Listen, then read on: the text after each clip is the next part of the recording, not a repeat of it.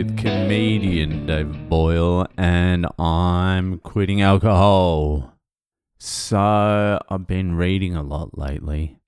I feel a history podcast are brewing, not tonight, not a full history one anyway, but there's definitely a roundup history podcast coming up in the not too distant future.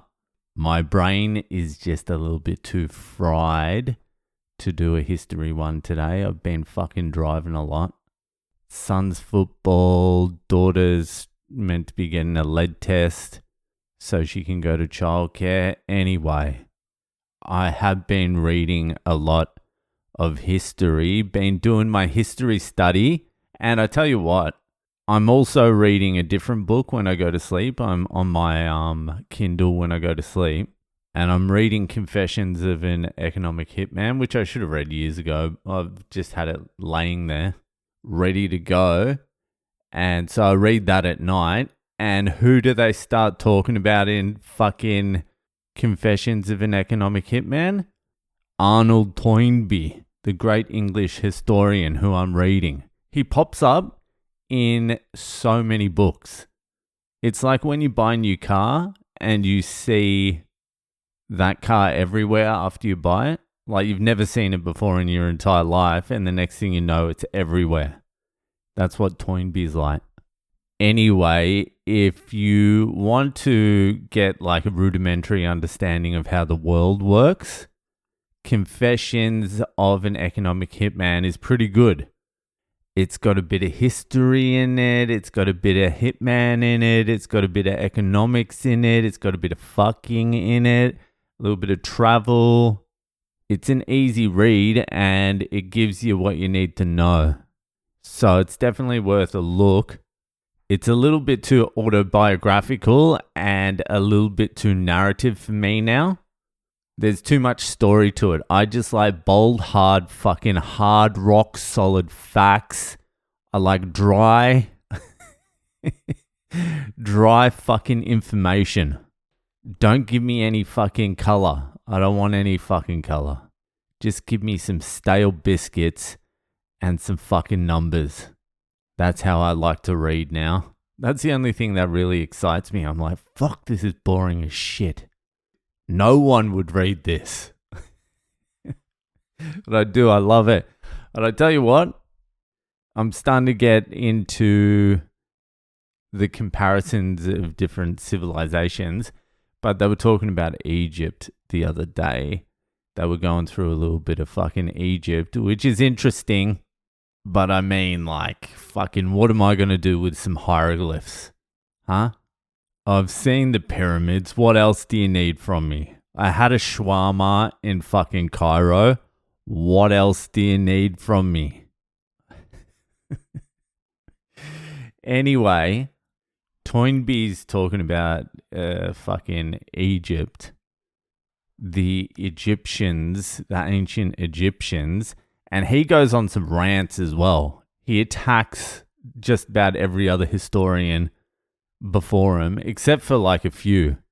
And he'll call them geniuses. But the mainstream historians, all of them he thinks are just dog shit. But he was making an argument for his case, how you should look at history, where like the lines should be drawn. And he talks about the Egyptian civilization. And he's like, if I wanted to, I could go back to the precursor of the Egyptian civilization, which would be the Nilotic people. And I'm like, who the fuck are the Nilotic people? Where the fuck did they come from, Toynbee? Who the fuck are Nilotics and what are they up to? First I've ever heard of the Nilotic people. And how did they transform into the Egyptians? Anyway, I'm like, I'm going to investigate these Nilotic people a little bit. So I fucking typed it in, Nilotic, Nilotic. Now, I want to see your reaction. So go and Google Nilotic people right now and come back. So quickly Google it. Okay. Now, are you thinking what I was thinking? if you're thinking they are some of the blackest people I've ever seen in my entire life, then we're on the same page. I'm like, what? So the Nilotic people were like the Egyptian people later. So the Egyptians were like fully black Africans, which makes sense. And then I'm looking where the Nilotic people are and where Egypt is. I'm like, all right, this is starting to make sense now. I'm starting to get the sense there's been a lot of whitewashing going on over the last, let's say, couple of centuries, few centuries, half a millennia. And so that planted the seed. I'm like, all right, wasn't expecting that. And then later on, Toynbee starts talking about race. He even said the N-word in there, but it was back in the 30s. Everyone was throwing it around in the 30s. It was like how people say faggot now. Everyone uses it. Everyone loves it. But he was talking about Western civilization's arrogance and hubris, how the Western civilization looks down on all these other civilizations. And then he's like, it was a big mistake. Hubris is one of the worst things you can have as a civilization. And then he started talking about after slavery, they began sort of removing black people from history. He's like the three Magi, one of the three Magi or Maggie. I don't know how it's pronounced because I didn't even know what the fuck it was. But the three Magi, because I Googled it, is the three wise men from the Bible. Anyway, so it's the three wise men. And Toynbee was saying back in medieval times, it was always depicted that one of the three wise men was African. Not just like fucking brown or dark, like fucking Zulu African type.